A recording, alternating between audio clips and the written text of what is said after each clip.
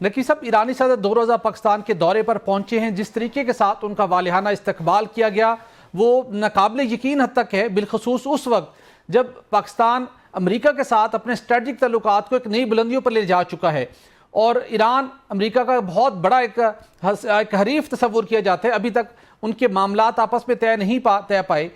ان حالات کے اندر جب عالمی سطح کے اوپر بڑی ڈیولپمنٹ ہو رہے ہیں، خطے کی صورتحال کے پیش نظر ایرانی صدر کے دورے کو آپ کس نگاہ سے دیکھتے ہیں؟ کیا آپ کو لگتا ہے کہ امریکہ اور ایران کی جو کشمکش رہی ہے، ریسنٹلی جو اسرائیل نے ایران پر حملہ بھی کیا، ان سارے معاملات کو سلجھانے کے اندر پاکستان ایک مصالحت کار کا کردار ادا کر رہا ہے، جس کی ہمیں لگتا تھا کہ آج ایرانی صدر نے بھی تعریف کی؟ یہ 21ویں صدی ہے.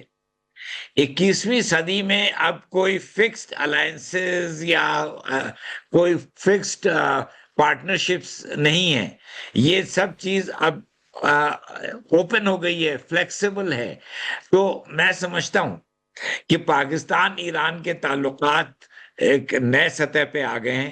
اس کی وجہ دو ہے. ایک کہ پاک بھارت تصادم یا جنگ جو ہوئی تھی مئی میں، اس میں ایران نے پاکستان کی حمایت کی تھی، اور ایران کو اب بھارت کے بارے میں بہت سی اور تحفظات ان کے ہو گئے ہیں، جس کا ذکر الگ میں کر سکتا ہوں. دوسری بات یہ ہے کہ ایران اسرائیل جنگ میں پاکستان نے ایران کی حمایت کی تھی اور اسرائیل کی سخت مذمت کی تھی کہ اس نے ایران پہ بغیر کسی وجہ کے ان پرووکڈ اٹیک کیا تھا.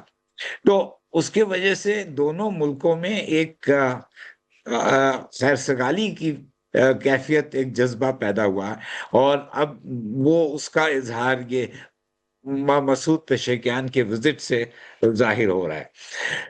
تو میں سمجھتا ہوں یہ وقت ایسا ہے کہ ایران کے ساتھ ہمارے تعلقات بہتر ہو جائیں گے، اور اس دورے سے، اس اعلیٰ سطح کے دورے سے بہت بہتری آئے گی.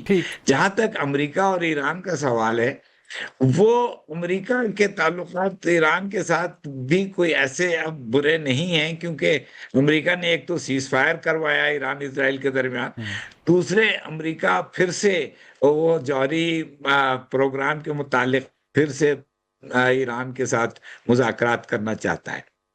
تو ایک تو یہ، لیکن یہ ضرور ہے کہ امریکہ ایران سے بہت سے اور معاملوں میں خوش نہیں ہے، اور وہ ان کے تعلقات بڑے. لیکن نقوی صاحب، آپ چونکہ عالمی امور کا بڑا وسیع تجربہ رکھتے ہیں، وزیر اعظم شہباز شریف نے بھی کہا کہ پرامن مقاصد کے لیے ایٹمی پروگرام کا حصول ایران کا حق ہے، پاکستان اس کی حمایت کر رہا ہے.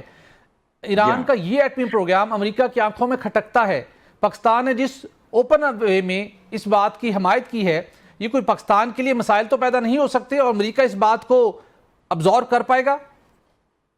جی دیکھیے، بات یہ ہے کہ ایران کو حق حاصل ہے آرٹیکل 4، چوتھے آرٹیکل شق کے تحت، کہ وہ ایٹمی پروگرام پرامن مقاصد کے لیے پوری طرح ڈیولپ کر سکتا ہے، اپنا اس کو آگے بڑھا سکتا ہے.